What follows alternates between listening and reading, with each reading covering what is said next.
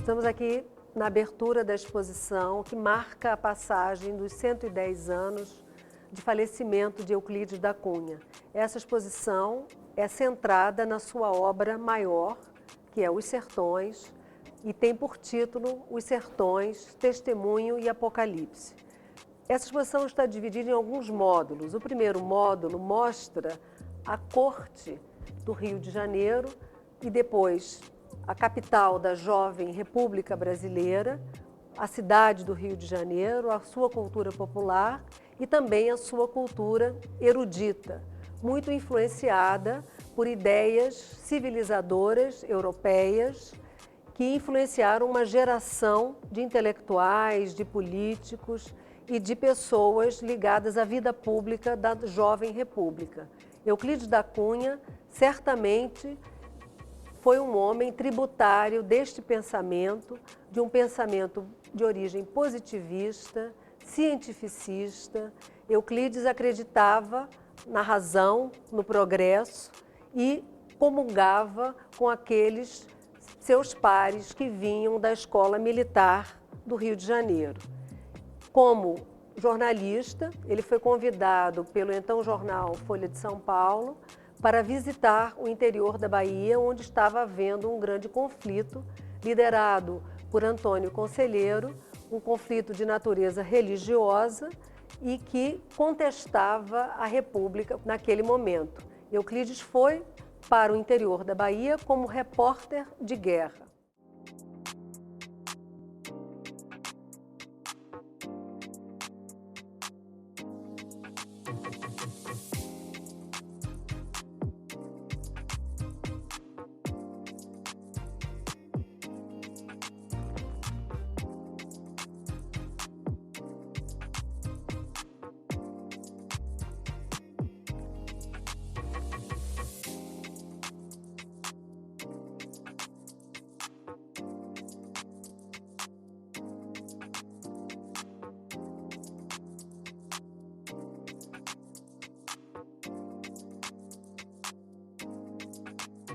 Neste módulo da exposição, nós mostramos justamente o Rio de Janeiro, né? A transição da corte monárquica para a capital da República.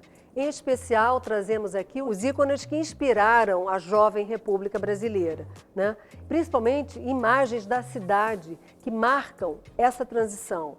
A escola militar, por exemplo, é um símbolo, é um locus importante de disseminação das ideias positivistas e republicanas.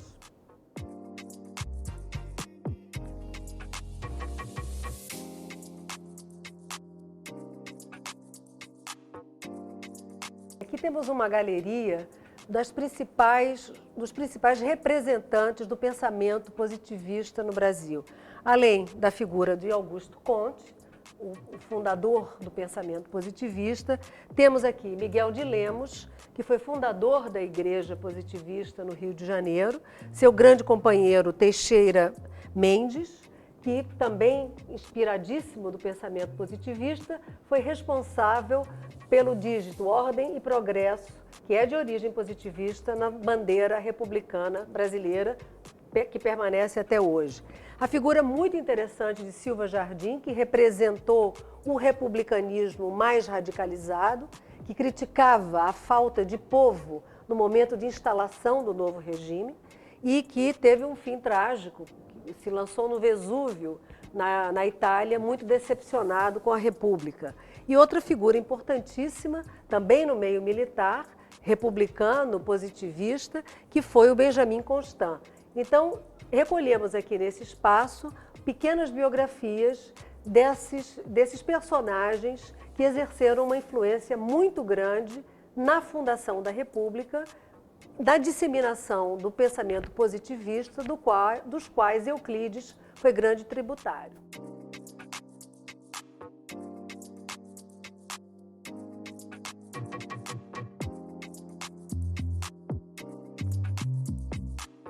Esta exposição consiste não apenas em mostrar a vida, a trajetória de Euclides, mas principalmente em aprofundar na sua obra maior, que foi Os Sertões.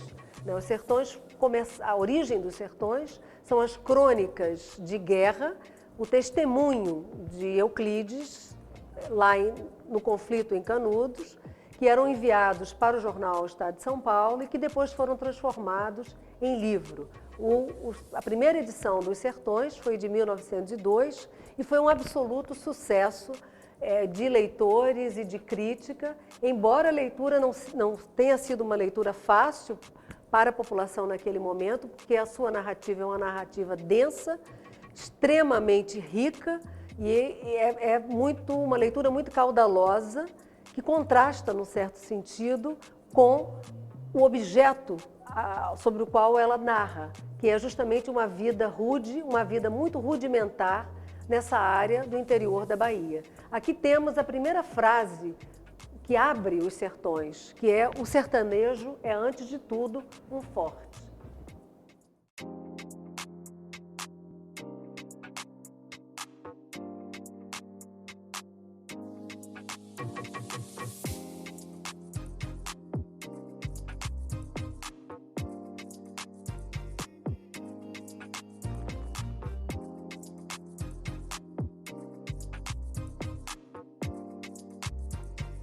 De acordo com a concepção original de Beatriz Jaguaribe, a nossa curadora convidada, a ideia é concentrarmos no sentido de trajetória e apocalipse. Foi justamente isso que queremos mostrar nessa exposição, dando ênfase nos sertões. Por isso traçamos aqui uma espécie de linha do tempo, desde a chegada de Conselheiro ao interior da Bahia, porque na verdade Conselheiro é nascido próximo ao Cariri, no Ceará. Ele chega aos sertões da Bahia por volta de 1830. São as primeiras notícias de Antônio Conselheiro nos sertões da Bahia.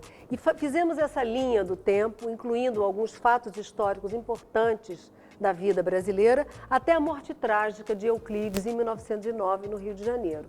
Então a ideia é mostrar, e esse é o conteúdo principal dessa exposição, o quanto que Euclides, o jovem Euclides, inspirado nas ideias positivistas, inspirados num sentido de república mais ampla, do povo, mais popular, como que Euclides, ao chegar no interior da Bahia, presenciando aquele conflito extremamente violento, percebe as injustiças que os próprios representantes da República cometem àquela população desprotegida, aquele bando de fanáticos, conforme ele dizia. Na verdade, Euclides testemunha momentos de muita violência, de sangue, de decapitações, e fica muito chocado e se mostra, em alguns momentos, muito decepcionado com os caminhos da jovem república.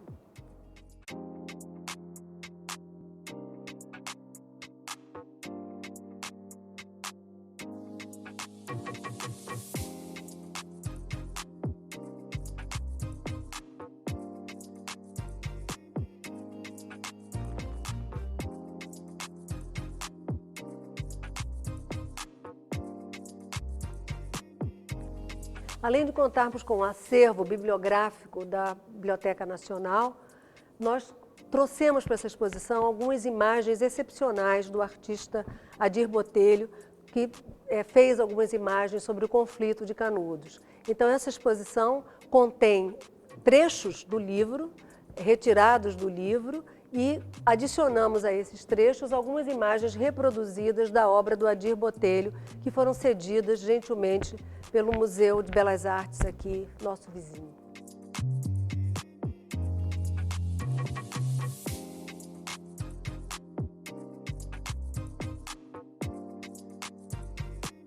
Nessa parte da exposição temos uma pequena cronologia que se refere ao conflito, aos passos do conflito, às sucessivas expedições que vieram do Rio de Janeiro para o interior da Bahia para massacrar, para sufocar os seguidores de Antônio Conselheiro. Aqui temos um mapa original do que seria o Arraial de Canudos, né? Um arraial cujo assentamento era muito desordenado, tinha claramente, pela própria narrativa de Euclides, duas igrejas que formavam uma espécie de eixo central daquele assentamento, e as notícias que o Euclides nos legou sobre o arraial é que esse espaço era um espaço que tinha uma certa proteção natural pelas escarpas no entorno, era também um espaço que era provido de água e que tinha uma fortíssima relação comercial com o mundo exterior ao próprio Arraial. Portanto, as narrativas de um mundo irracional, guiado pelo sobrenatural, iam também de encontro a uma certa racionalidade de sobrevivência daquela população, muito ativa comercialmente e que foi muito aguerrida do ponto de vista da luta pela sua defesa.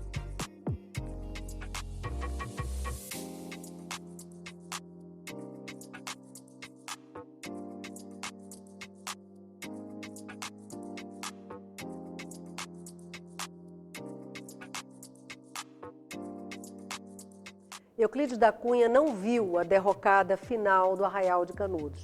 Como se sabe, a população de Canudos resistiu até o último homem, né? Portanto, ele não assistiu esse último momento final.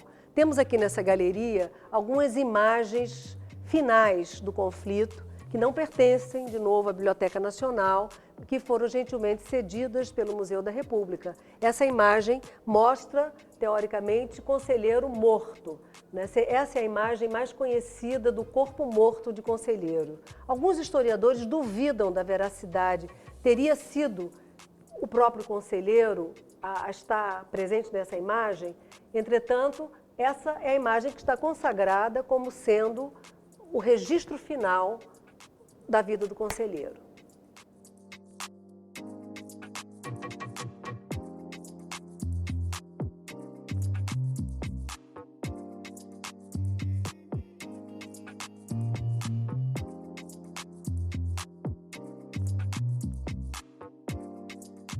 Neste último módulo da exposição, nós temos um registro fotográfico do espaço de Canudos hoje.